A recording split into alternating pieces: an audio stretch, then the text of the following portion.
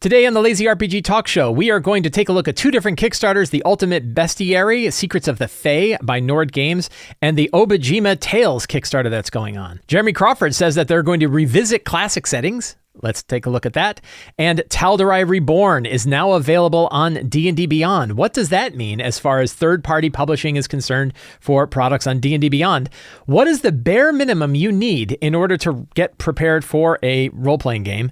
And we're going to cover more questions from the August 2023 Patreon Q&A, all today on the Lazy RPG Talk Show. I'm Mike Shea, your pal from Sly Flourish, here to talk about all things in role-playing games. This show is brought to you by the patrons of Sly Flourish. Patrons get access to all kinds of exclusive material like the City of Arches sourcebook, Uncovered Secrets Volume 1 and 2, a dedicated Discord server, the monthly Q&A, and a whole lot more. To the patrons of Sly Flourish, thank you so much for your support. You can find a link for becoming a patron in the show notes. We have a lot to talk about today. There's a lot going on.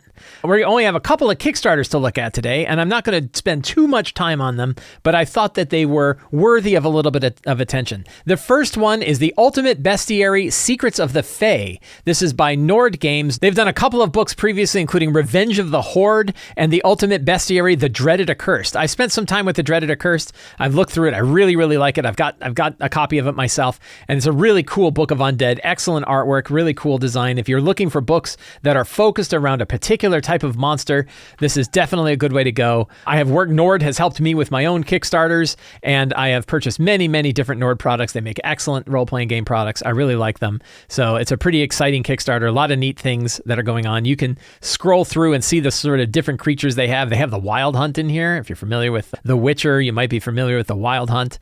I think that's pretty cool. Definitely a good focus on Fae creatures. No preview, unfortunately, but we have seen a lot of the material that Nord puts out for other Ultimate Bestiaries, so pretty clear exactly what you're going to get with this, and I'm excited to get it. So that is the Ultimate Bestiary, Secrets of the Fae by Nord Games. You can find a link to that in the show notes.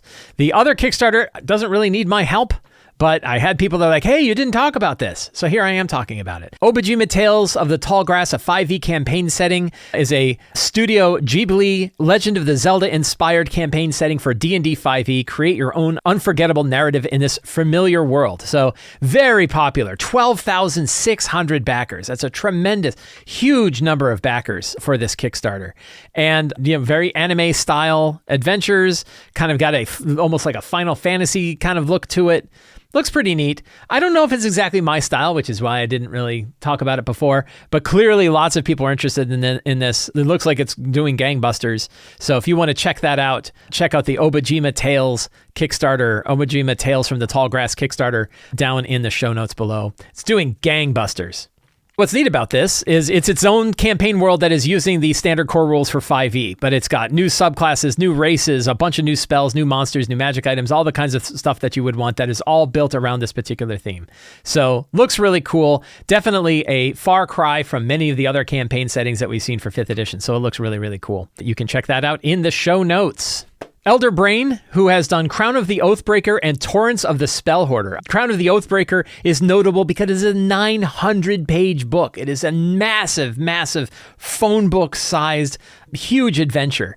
And one of the neat things that Elderbrain does is they are a data-driven company that builds their products based on feedback they get from hundreds to thousands of GMs and players who talk about the kinds of adventures they're interested in. And they do these with a big survey. Elderbrain has put out a new survey looking for information to help steer the guidance of the next product they build. Now, one of the things that's notable about their surveys is they release the results of the survey. So it's a long survey. It'll take you some time to fill this out. Lots of detailed questions about the kinds of adventures that you like, the kinds of campaigns you like, the demographics of you and where you've come from and how long you've been playing and things like that. But most importantly, they release the results. If you think about it, many times we have other companies that ask us to do polls and surveys and get results, and we never hear back about what happened. We have no idea. And think about the collective amount of time spent on those surveys. It's not nothing. It's hundreds of thousands of dollars worth of people's time to fill out these surveys. At least with this survey, we get to see the results, and it can help all of us learn more about this hobby. So please check out the Elderbrain survey, fill it out, and the cool bit is we will all learn from each other about what kind of adventures we like and where we've come from and what the hobby looks like. It's really neat stuff. So take a look at that. You can find a link to the Elderbrain RPG survey in the show notes below. I want to take a quick minute to talk about a new feature of the Sly Flourish Patreon. One of the things I want to do each week on this show is pick one specific thing that patrons of Sly Flourish get access to and talk about it. And in this case, it is a brand new thing. So there are two tiers for the Sly Flourish Patreon. The veteran tier, which is the $2 tier, and the hero tier, which is the $4 tier. And the $4 tier, the hero tier, was really like, hey, you really like what I'm doing. Honestly, the $4 tier is the right price for the things that I'm giving. The $2 tier is really cheap for all of the stuff that I'm putting out there. But I don't want to cut it off, and I want to give people a good accessible option to get all this stuff. But I also wanted to give something a little extra for the hero tier folks on the Sly Flourish Patreon. So I have started a new podcast that is only for heroes of Sly Flourish, for the hero tier of Sly Flourish Patreon, called Readings and Reflections with Sly Flourish. The first episode of this is free to everybody. Everybody can try this out. You can listen to it. You can hear what it's like. And basically every week on Thursdays, I take that Monday's Sly Flourish article, I will read the article, and then I'll go more in depth. I'll talk about where the idea for the article came from, some other ancillary thoughts that come to me when I think about this particular article, different bits of feedback that I received over the week about this article, all kinds of stuff. So it's certainly like a deeper dive into each Sly Flourish article. It's about 10 to 12 minutes long, so it's not a very long podcast, and it's more of an intimate podcast. It's you and me sitting down in comfortable chairs with our favorite drink, having a conversation about this particular article. Really fun to do and really neat. There are now, I think, 4 episodes that are currently available, 4 previous episodes. The first one, called Give Boss Monsters Awesome Nicknames, is available to everybody, so you can listen to it, you can try it out, and if you like it, you can join the Sly Flourish Patreon at the hero tier. You get a dedicated RSS feed that you can feed into whatever podcast player you like, so you can listen to it on any device that you like with your own dedicated RSS feed. It's also available on Spotify if you have connected your Patreon and Spotify accounts together. So that way Spotify knows that you're a patron of this tier, and then therefore you can get that particular podcast. So really fun to do, a new feature dedicated just for heroes of Sly Flourish. So I hope you will check that out. Again, there is a link to the first episode, which is free for everybody. You can listen to it in the show notes below. This past week, Jeremy Crawford was interviewed. I guess this was at Gen Con. There was a whole bunch of interviews with different developers from Wizards of the Coast. And Jeremy Crawford did either one big interview that got broken up into a series of articles for the website comicbooks.com. And Jeremy Crawford mentioned that one of the things that they wanted to talk about is that Wizards of the Coast plans to or expects to revisit classic campaign settings such as Planescape, Spelljammer, and Ravenloft. Now, so this is one of my complaints. This actually directly addresses one of the complaints that I had, which was I don't feel as good about a product like Spelljammer because I felt like it's the missed opportunity. That when I look at something like Spelljammer and I compared it to something like Eberron Rising from the Last War, I looked at Eberron, and honestly, as much as I would love to see more Eberron books, that one Eberron book can cover me for the rest of my life. I feel like I could build Eberron campaigns as long as I want to using that one single Eberron Rising from the Last War book. I did not feel like that about the Planescape or about the Spelljammer book. That when I got the Spelljammer box set, I got 3 64-page books. One was just an adventure that I ran and now I'm done. One was a monster book, and that's fine, but I don't really need that many monsters. And then one was a book where half of it was like character options, new weird character options. A good chunk of it was maps of ships, and there was hardly anything to actually build out an honest-to-God Spelljammer campaign. There was no Spelljammer campaign setting at all. There was nothing for me to build campaigns in the Spelljammer box set. And that's one thing, because you're like, okay, well, then that product didn't land it for me. But I also felt like this is the only one we're going to get for decades. Like, it's been something like 30 years since the last Spelljammer product before this one. So is it going to be another 30 years before I see it again? Will this be the last one I will see in my life? I'm not sure that that's not the case. So it bothered me that we were seeing these retakes of old classic campaign settings that were basically just like a glorified adventure. Dragonlance is another one. I know some people are happy with the Dragonlance adventure, some people are not, but I think we can all agree it isn't a campaign setting. It's not how to build your own adventures in Dragonlance. It's a Dragonlance adventure. Shouldn't we have a Dragonlance campaign setting as well? Wouldn't that be something that would last on our shelves for a lot longer and sort of build a legacy for something? And there's definitely conspiracy theories saying, oh, well, they don't want you to do that. They don't want to build a book that you can run with for the rest of your life. They want like an adventure that you run and then you're done and you go on to the next thing. maybe that's true. I mean, he kind of talks about that a little bit in this article where he says things like, hey, we wanted to make sure not to put out so many products that people couldn't keep up. And maybe the idea is if we put out a product that could last you for a decade, well, then you're never going to want to buy another product. I mean, maybe, but it's not serving me for the same money, I'll tell you. Like when I buy Eberron Rising from the Last War and it's 320 pages and it's huge and it's got 220,000 words in it, I can run that forever. I want more books like that. I want more big, chunky campaign books where I could run my own campaigns forever. So the article is saying, hey, we're going to go back and redo that. Or not redo it. We're going to go back and revisit these campaign settings. And they did with like Ravenloft. We had Curse of Strahd as an adventure, and then we had Van Richten's Guide to Ravenloft, which I loved. I loved Van Richten's Guide to Ravenloft. I'd like to see a real Spelljammer campaign. I mean, I guess, like now I've run it, and I don't know, but I'd like to see them go back and build source books that are like Ravnica, that are like Eberron, that are like Van Richten's Guide, that have depth to them, that give me a lot of material to build a lot of different potential adventures out of these campaign settings. That's really the kind of product I want. And it's one thing when they put out a product like Big Bees, and by the way, I really like Big Bees. I picked up my copy of Big Bees, and I've been reading it, and I'm going to preview it next week. I really like it. One of the things I like, though, is it's not a missed opportunity because anybody can write a book about giants, right? None of us are limited by our ability to write about giants. But Wizards of the Coast is the only company in the world that can write a really good published Spelljammer book. There's definitely products that are coming on the DM's Guild, but those are relatively limited because of the huge percentage of the money that Drive Through RPG and the DM and Wizards of the Coast takes from the product, and also the limited distribution of those means that people can't pour a lot of money, a lot of energy, and a lot of time into that because they're not going to make the money back. So the DM's Guild is really only as good as the DM Guild allows for. But generally what that means is like, we're only getting the one. So I hope this is true. And I imagine it's not coming from nowhere. I don't think he's going to say this and there's not going to be anything. But we'll have to see it when it comes out. And my hope is that we see more campaign settings. Maybe because we have the refresh, now is a time where they can kind of go back and build new source books that cover particular areas. We'll see. But so far, Wizards of the Coast seems to be spending a lot of time making adventures, kind of bigger campaign adventures. And those are pretty limited, I think. I think those are more limited than a campaign setting. So we'll see. It was interesting for him to bring it up. It's interesting to see what he had to say about it. Of course, him saying things and us seeing actual products are two separate things. So we'll have to see what happens.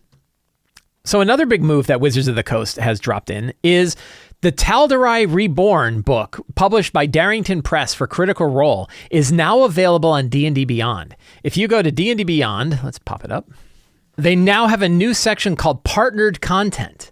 And partnered content appears to be third-party published books that are available on D&D Beyond. So far, I think the Tal'dorei Reborn book is the first one that's there. We also see like the Rick and Morty's box set, but that was published by Wizards of the Coast. And the two other books that Critical Role put out were also published by Wizards of the Coast. This is the first one that's actually fully published by another publisher, in this case, Darrington Press, and available. And you can see, fully integrated into D&D Beyond. And more interesting than just having the information laid out here, they also are available in the character options for the character builder. So you can actually pick up options from the Tal'dorei Reborn book in your character builder for D&D Beyond.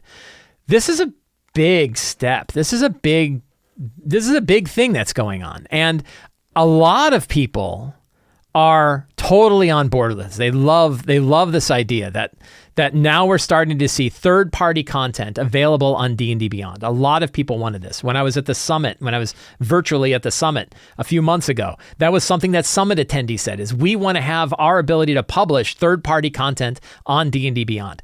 And they said that like it was a good thing. But if you've listened to me on my show, you know I don't necessarily feel that way. That I was very happy to see Wizards of the Coast buy D&D Beyond because it meant that all of the Wizards of the Coast material that was on D&D Beyond was safe and secure. They're not going to not have it there. They weren't going to take it away. When D&D Beyond was owned by another company, it was certainly possible that Wizards of the Coast would pull that material back or pull the license back and say, sorry, we don't want you to publish it anymore. You know that existed. But when they bought it, they'd say, of course, we will now allow it, right? Now it's their own tool, right? So of course they're going to use D&D Beyond to publish Wizards of the Coast material. Seems quite obvious. This is the first time they've allowed a third-party publisher here. What I worry about is that the more material that goes on D&D Beyond, the more material from other publishers that go to D&D Beyond, the more we are giving one company greater control over the 5e role-playing game industry. So when 5th edition came out both under the OGL and under the Creative Commons license, it meant that any company can publish material for 5th edition under those two licenses. It means we can publish anything anywhere. For that piece of it, it meant that no one company could control the whole ecosystem. But the more popular D&D Beyond gets, and the more they start to bring in third-party publishers, it could become the dominant platform for 5e. And that means that Wizards of the Coast has greater control over 5th edition because of D&D Beyond. I'm generally not worried about anything else that Wizards of the Coast does as far as how it could put a stranglehold on the game, except D&D Beyond because of its popularity. And it's popular because it's really good. People like using it. My players like using it. I like using it. It's easy to use. It's a really solid tool for building characters out, for running your characters. The dice thing is really neat. It's a really good tool. So people use it because it's a good tool. The more we see third-party content in there, the more worried I get that that's going to become the dominant tool for everything. Now, already there's big competitors to it. Roll20 is a big competitor. Fantasy Grounds is a big competitor. And then there's some other ones that are coming out. But I worry about D&D Beyond, I think, is for 5th edition material, is probably the most popular, or maybe second to Roll20, but it's really, really close. And if they start to bring in more third-party content, the more than third-party contents are going to, more third-party publishers and other 5th edition publishers are going to feel like they have to be there if they want to be anywhere. And if they're there, then they're under the guidance of Wizards of the Coast. And that brings up a whole slew of other potential problems, because Wizards of the Coast is not only the owner of the platform, they are the dominant producer of 5th edition material, and you're competing with them on their platform. And that brings all kinds of problems to it. So there's definitely, I don't think it's 100% absolutely, this is awesome. It's such a great thing. I also don't know that this is going to open the floodgates to it, because one thing that I think is really interesting about the Tal'dorei Reborn book being put on D&D Beyond is, as far as we can tell, this is from a tweet from a D&D Beyond developer who said, "I'm really happy of the work that I did on this." It appears that Wizards of the Coast funded the transfer of material. That Wizards of the Coast said they probably, I'm making this up, but it's probably not. I bet you it's true, that Wizards of the Coast and Critical Role made a deal that said, we want to put it on there. And Critical Role didn't fund the development of the D&D Beyond version. Wizards of the Coast paid for that development themselves. And this actually helps Wizards of the Coast more than it helps Critical Role. It certainly helps Critical Role because it means people now have access to it in D&D Beyond. But Critical Role also gets to continue to sell it on their own platform, which is a very key thing. This isn't an exclusive license. It's not like a DM Guild situation. In this case, Critical Role, Darrington Press, can still sell the Tal'dorei Reborn on their own platform, on their own website, in their own venues. Along with this, it's a non-exclusive license, and that is a good thing for them. So one of the things that I think about with this, and I think about this a lot. And I know, like, people talk to me like, this is just about D&D business stuff. But it really matters to DMs, because it matters where we're going to be able to get our products. It matters which products we'll be able to use if we have players that are so dedicated to using D&D Beyond. How do we get to use other products that we're creating? There's a lot of reasons about why this matters a lot to DMs. Who can publish it? Where they have to publish it? What restrictions they're under for publishing? All of these things matter to those of us who are buying these products and want to use these products at our table. So one of the things I have is what I'm going to refer to as Mike's Little Candles. So the idea behind Mike's Little Candles, if you will, imagine for a moment that I have a windowsill. And on this windowsill, I have a bunch of little candles. Some of them are lit, some of them are not lit. And all of the ones that are lit are indications that Wizards of the Coast is doing right by the hobby and doing right by the industry, that they're being good partners in the industry, that they're not just doing something for their own benefit that is bringing greater control over the hobby, the 5th edition hobby in particular, but even the larger RPG hobby, that they're not just bringing it in and sealing it behind their doors, but are instead being good partners with everybody else. So every one of those candles, if it's lit, is an indicator that Wizards of the Coast is being a good partner to role-playing games. Everyone that is not lit is either a potential for them to do so or something that they have taken away. Now, they haven't, I'll give a spoiler, they haven't really taken anything away, but there's a few candles that are already lit. There are a few candles that they say they're going to light. And then there's some candles that I would love to see lit that they haven't said they're going to light, but I think would show that they are being good community members as well. So examples of the lit candles. What are the things that they have done that have been really good for the community overall, for the role-playing game industry overall? Releasing the 5.1 SRD into the Creative Commons is unilaterally a really, really good thing that they have done. They have released released control of the 5.1 SRD, the 5th edition, all of the stuff that's in it to anybody to be able to publish material for it. That was a fantastic thing. Recently, I just talked about them putting the 5.1 SRD out under Creative Commons for 4 other languages: French, German, Italian, and Spanish. So it's now out under 5 different languages. That was a lot of expense for Wizards of the Coast to go through, and it was for the benefit of everybody because it's under a Creative Commons license. That means publishers that are publishing in these other languages have a already translated system reference document that they can use to build their own games without needing any further permission from Wizards of the Coast. That strengthens the hobby overall. They're continuing to release their main products as books physically. You can go and buy Bigby's Big Book of Bad Guys, right? Or Bigby's, what is it called? Bigby's Presents Glory of the Giants. I remember the name. You can go buy it as a physical book. And that's good because whatever happens to the company, whatever they decide to go, you still always have that book. Right? That is probably the most solid form of material you can get. And that is a sign of a little candle. They haven't just said, oh, our next book is going to be digitally only, right? We're going to do a big book, but it's going to be only digitally and only on D&D Beyond. That would be an example of that candle dying. That candle, the wick would go out, and that'd be a bad sign. But they're not doing that. They're still publishing books. They're currently continuing to release D&D products on Roll20 that you can buy. Bigby's Presents Glory of the Giants over on Roll20. You can buy Bigby's Glory of the Giants over on Fantasy Grounds. So 2 other kind of competing platforms, and they are releasing them on those platforms as well. That means you have 3 different options for digital platforms to be able to go buy versions of the book. Very good. Wizards is offering a non-exclusive license for third-party publishers in D&D Beyond. That is a candle that we have now seen lit. They have published the Tal'dorei campaign setting on D&D Beyond, and clearly that is not an exclusive license because they are still selling that book on the Darrington Press web store and in other venues. So that is an example that they're not saying you can only, if you're going to sell it on D&D Beyond, you can only sell it here. The DMs Guild is an example where that isn't the case. If you sell it on the DMs Guild, that's the only place you can sell it. What are some unlit candles that they said they're going to light? And there's really only 2. One, they said that this year they're going to release the 3.5, the 3.5 system reference document under Creative Commons. Personally, I kind of don't care, right? That them putting out the 3.5 SRD, there's other material that's in the 3.5 SRD that isn't available in the 5.1 SRD, which means that you could sort of, publishers would have a wider range of potential D&D material they could pull from in order to build their own role-playing games or their own compatible games and things like that. So it's probably good, but it's not a huge deal. It's not as big as like the 5.1 SRD, but they said they were going to do it. And when they said they're going to do it, and they said they were going to do it this year. So that is an example of a candle. Does that candle on its own matter that much? No. Is it an indication of Wizards starting to say, oh, well, people are kind of quieting down. Maybe we won't bother with this. Maybe. So we need to keep an eye on the candle. They said they were going to do this. It's for the benefit of the community. Are they actually going to do it? Did they do it? We can watch that and we can see it.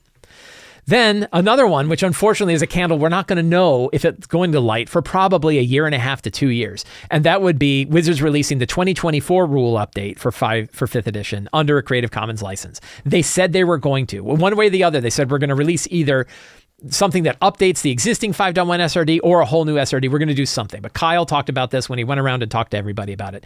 And they said that they were going to do it. But of course, they have to actually put out the main rules, and that's next year, which means this candle is going to take some time to light. So we don't know when it's going to come out. But we need to keep an eye on it because it's really easy for us to become like either really cynical and say, well, they're never going to do that. Like, I know they said they would, but they're a big company and companies lie all the time and we're not. No, they said they were going to. We need to hold them to that. Same way with the 3.5 SRD. They said they were going to do it. Hold it to them.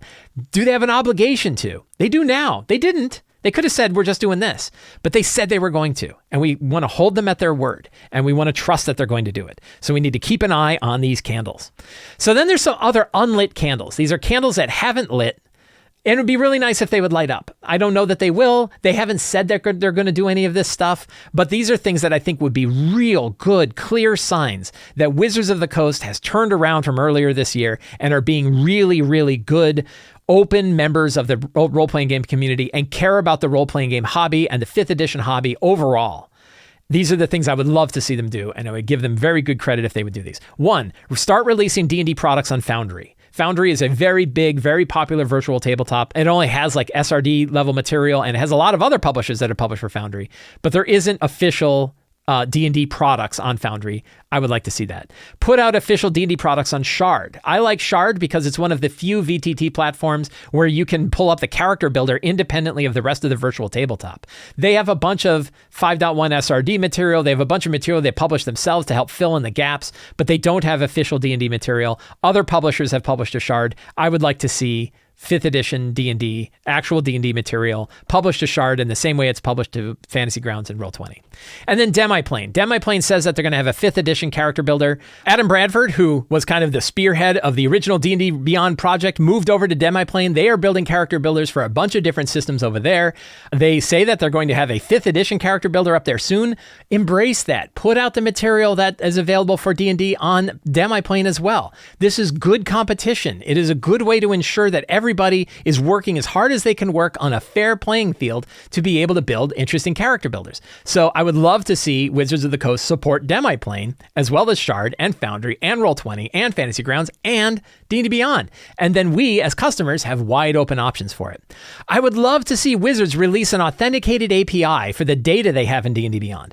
What the hell is that, Mike? What API? What are you talking about? Basically, I want a way for other tools to be able to reach into D&D Beyond, check with their client, me, to see, do I own certain material? If I own that material, I should be able to use a different tool to pull my data from D&D Beyond and then view it in this other tool. So maybe I have a mobile character builder that's better. Maybe I have accessibility tools that make it easier for me to play. Maybe there's all different kinds of tools where I can go into that tool. The tool can authenticate that I have access to certain D&D Beyond material and then pull that data over into that new tool so that I can use it. There's already a precedent for this, and that's the Avray bot for Discord. In Discord, I can write some commands. I can use the Avray bot to pull data from D&D Beyond and view it in Discord.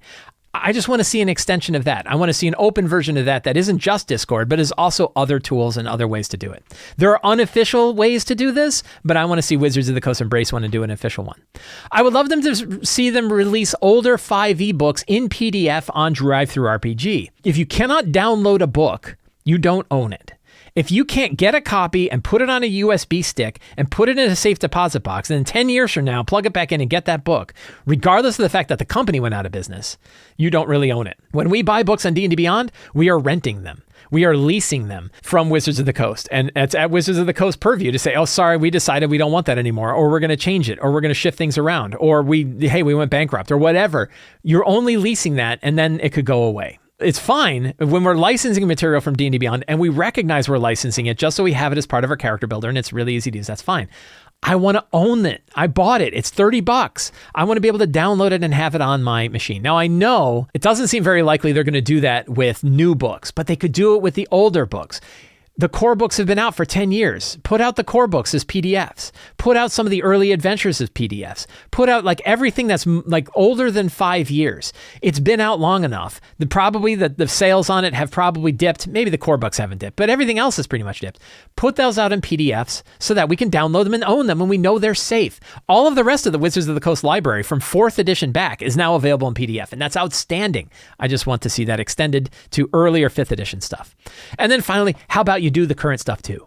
How about you make it so that when we buy a book on D&D Beyond, not only do we have it in an encyclopedic format on D&D Beyond, but we could also download the PDF so that we can have our own local copy and we feel safe about the material we bought from Wizards of the Coast. Those are examples of unlit candles, things Wizards hasn't done. I think if they did those things, the whole hobby would be stronger. I'd feel better about it. I feel like we would have a wider range of tools that we could use to support this wonderful hobby that we have and to support 5th edition. So that would be really good. I left a little section for the example of candles that have gone dark, things that they were doing that they go out. These are be bad signs. If there's indications like, turns out Big B's isn't available on Roll20, right? Oh, we haven't put out that. The minute they stop releasing stuff on other platforms, the minute they start to pull stuff back, the minute they start to put exclusive license deals on D&D Beyond, those are candles that were lit that go unlit. And those would be indicators of bad signs. Again, why does all this matter? It matters to us as DMs because if we like 5th edition, I love 5th edition. It is my favorite role-playing game of all time. I've played it for 10 years. I am not tiring of it. I'm playing multiple campaigns a week. I love 5th edition. And I also really love the incredible wealth of 5th edition material that we get from all kinds of different publishers. If any one company is taking too much control over 5th edition, it hurts the whole hobby. And Wizards of the Coast with D&D Beyond is probably in the strongest position to be able to have that grip on the hobby. The more people that use D&D Beyond, the more material gets released on D&D Beyond, the more people rely on it as their only source for either acquiring or using 5th edition material. That means one company now controls that amount of information.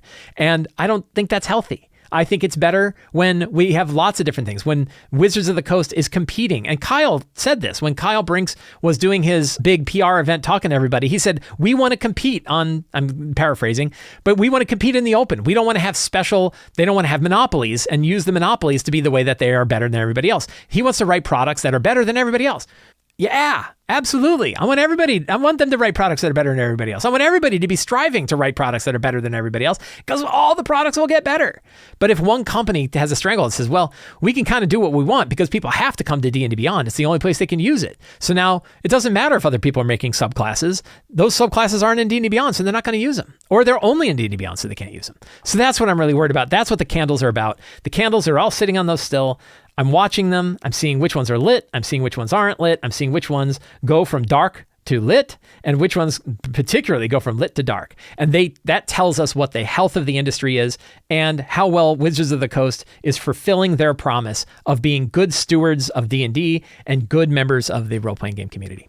One of the things that was kind of interesting to me this past week, and I have this happen. So I think a lot of times as GMs, we often feel like, oh my God, my friends are coming over and I totally don't have anything ready. I need to spend a bunch of time. I actually had a patron who posted a question. I'll probably be talking about it in a future episode where he said he spent 24 hours a week preparing one session of his game, which is like a 4-hour session. That seemed like a lot of time focused on spending a session. In the original Lazy Dungeon Master, I offered an approach that said you could do it in 15 minutes. That's probably a little aggressive. 15 minutes is hard. But a half hour, I have definitely prepped sessions in a half an hour. And certainly I think an hour is often enough time to prep a 4-hour session, depending on the game, depending on what you're doing, depending on how much homework you have to do. I don't think an hour is out of hand. But one of the things that often makes me feel good about a game, and I always had that pre-game nervousness. Oh my God, I'm not ready. I don't have what I need. The game is going to fall flat. I don't know where we're going or what we should be doing or all of this stuff. We all have that kind of doubt, I think. It's like performance anxiety, right? We're worried about being in front of our friends and offering something that is going to be fun for them. And we want it to be good. And it makes our head sort of spiral out of control. But one of the things that really helps me get my head around it is just sitting back and really thinking about what the bare minimum is that I need to run a session of a game. Like, what do you really need? And one of the types of games that I love running more than everything else is dungeons. I love running dungeons. And I love running dungeons because they are clear and focused. You have boundaries. You know where they're going.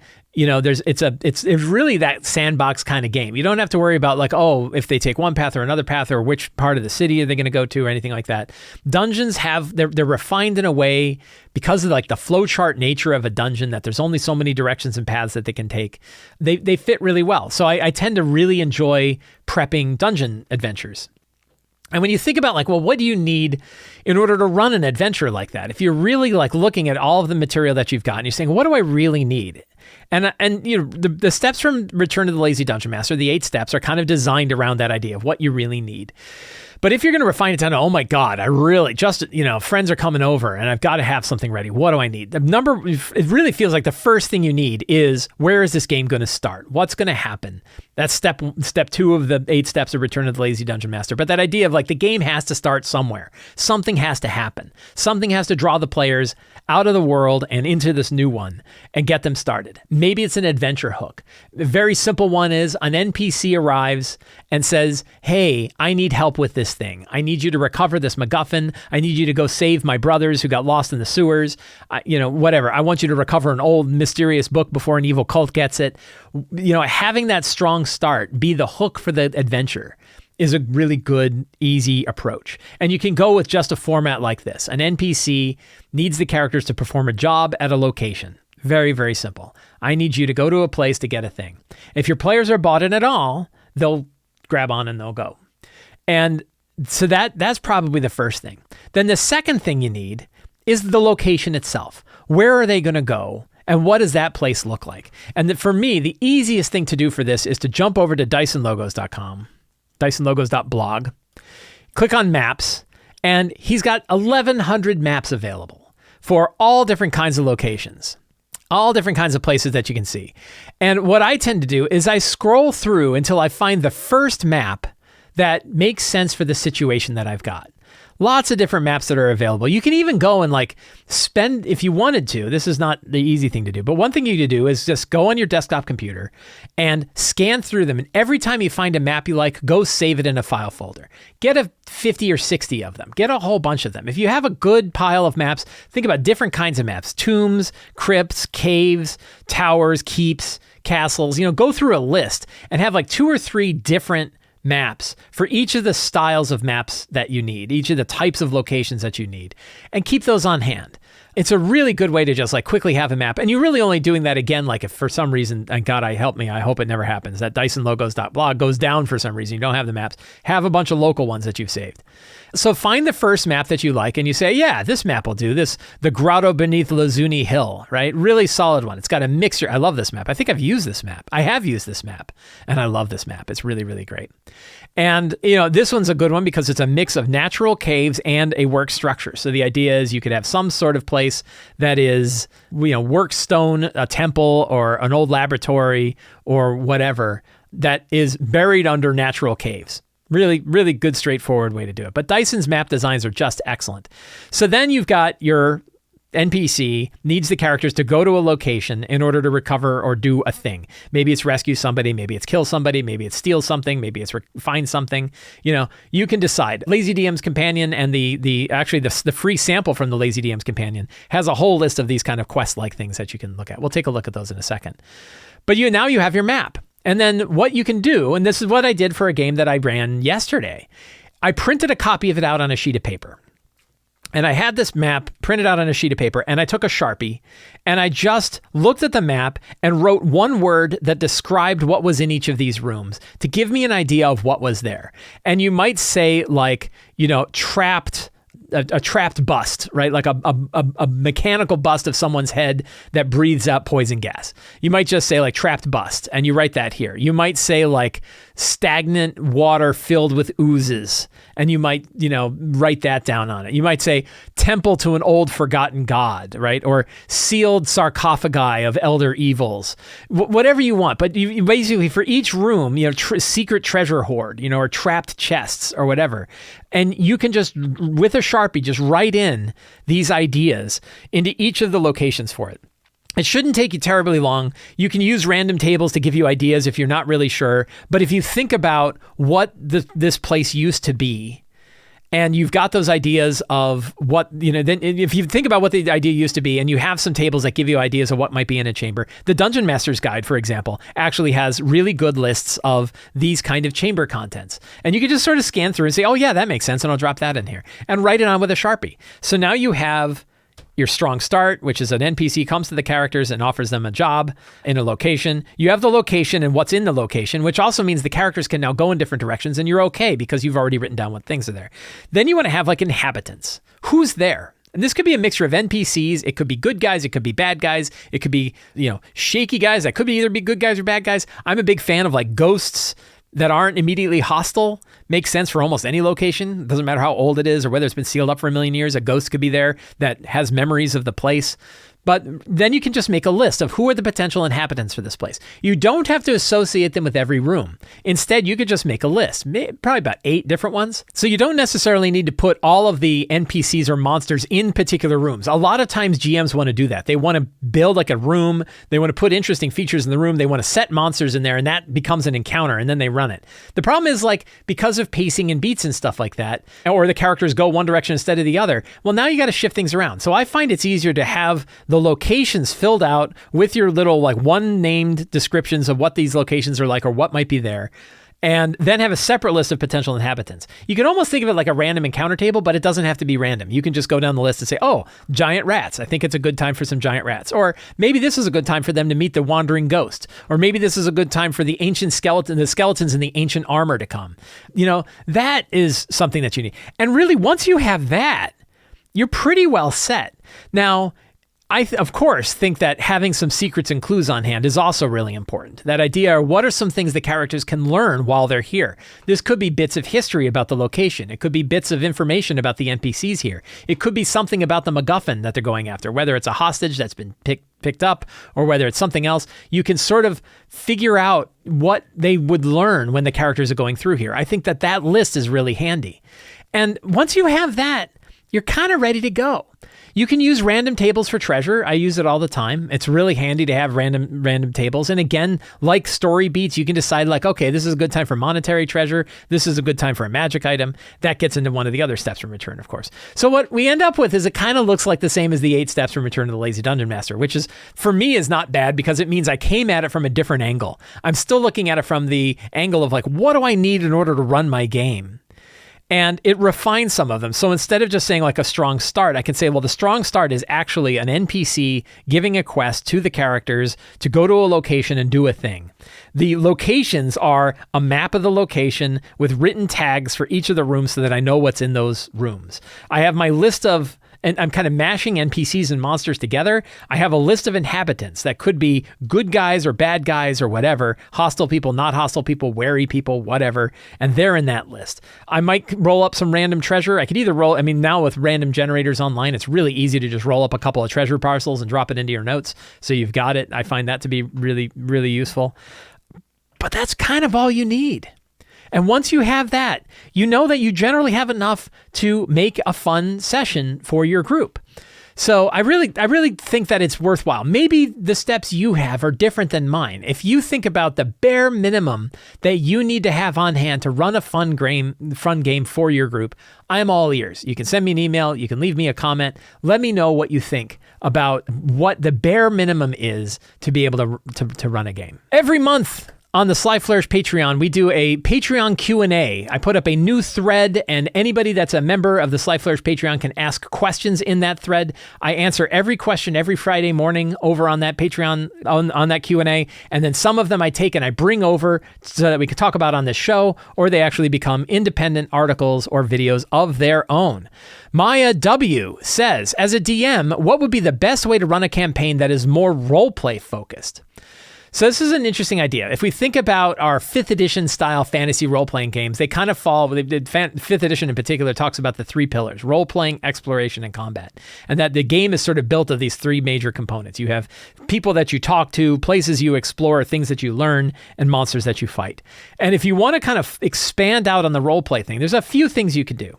But one is make sure your players are on board, because your players may not be as interested in having a more roleplay focused game as you are. Or even harder, some of your players really want to have a deep roleplay focus and some of them don't. And honestly, the best way when you have a situation like that is make sure there is a balance. Make sure that you have some nice, good, juicy roleplay scenes, and you have scenes where they're doing the other pillars, that you're doing the other pillars as well, your exploration and combat scenes.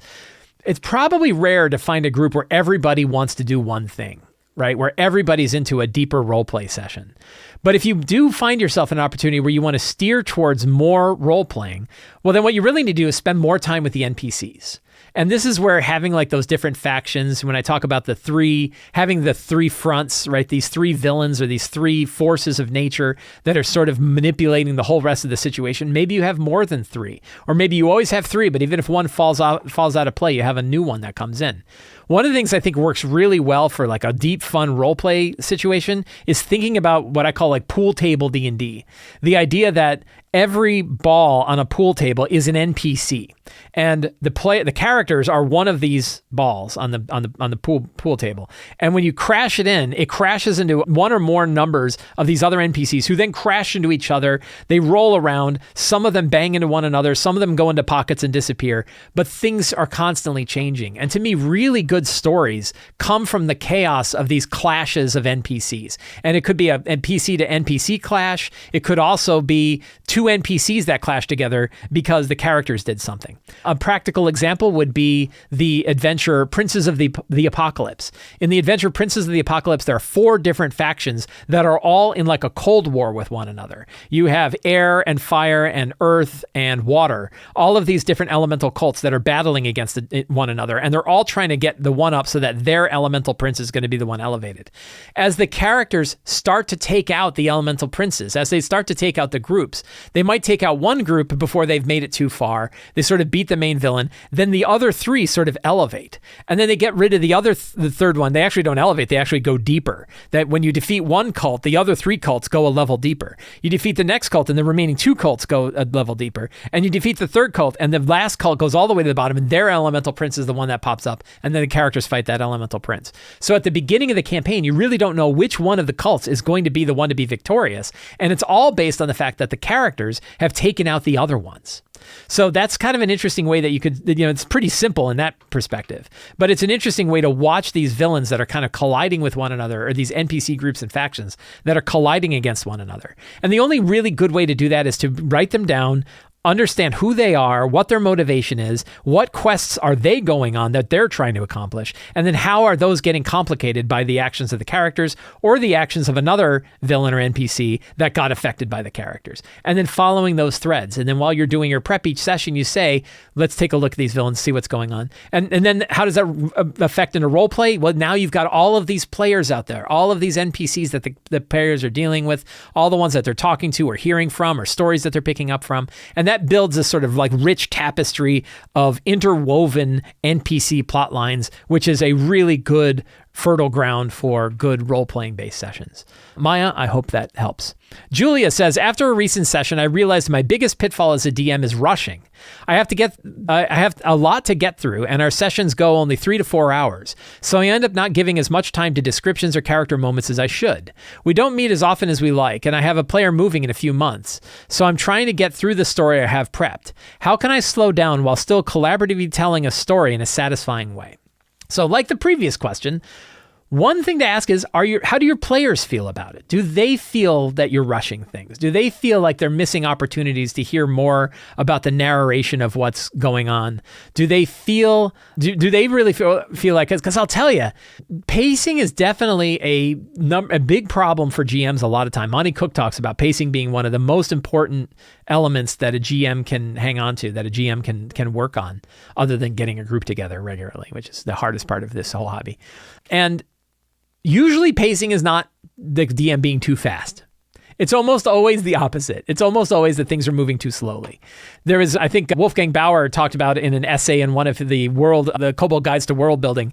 I think it was Kobold Guide to World Building, or Game Design might have been, where he said that he heard from somebody who played a role-playing game who said it's 10 minutes of story in a 4-hour bag, right? And that it was so slow that the amount of stuff that happened, the pacing wasn't great. And if you think about like movies, if you look at the kinds of scenes we have in our role-playing games and then look at how movies treat it, movies are like, we just cut stuff. We just remove stuff.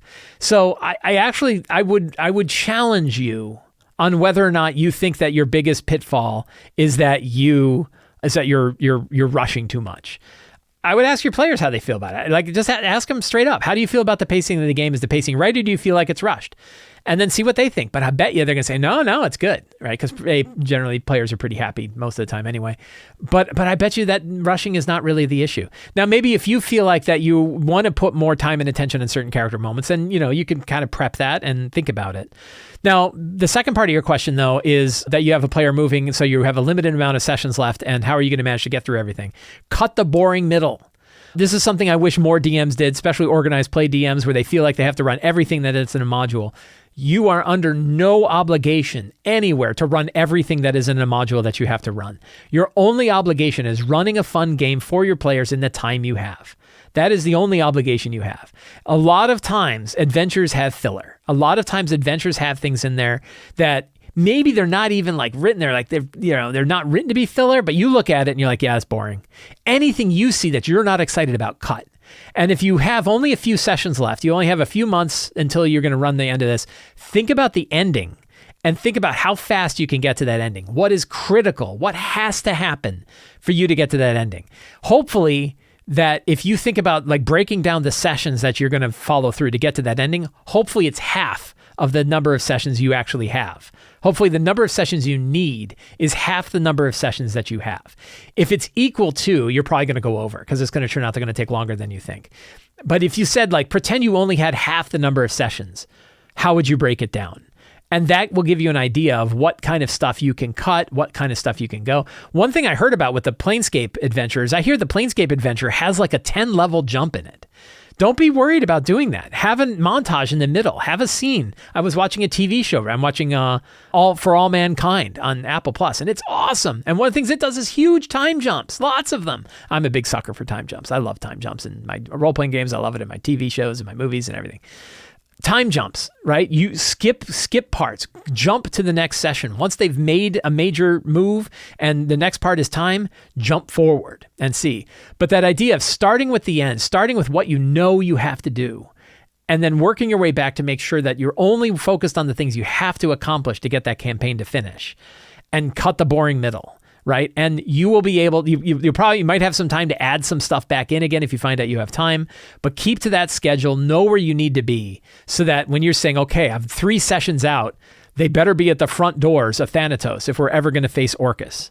Right. They need to be in Thanatos 3 sessions before the end of the game because they got to go to Orcus's palace and fight him there. So that's what I would recommend for that, Julia. But again, I bet you that your timing is probably better than you might think.